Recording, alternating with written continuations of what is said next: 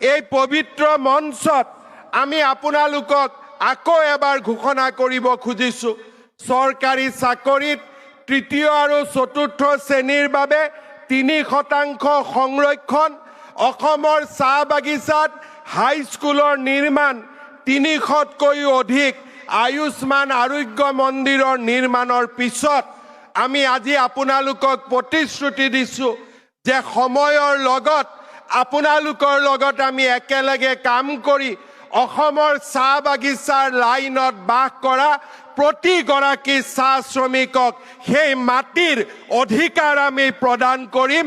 লাইনৰ মাটি চাহ বাগিচাৰ সম্প্ৰদায়ৰ হ'ব, আপোনালোকৰ হ'ব।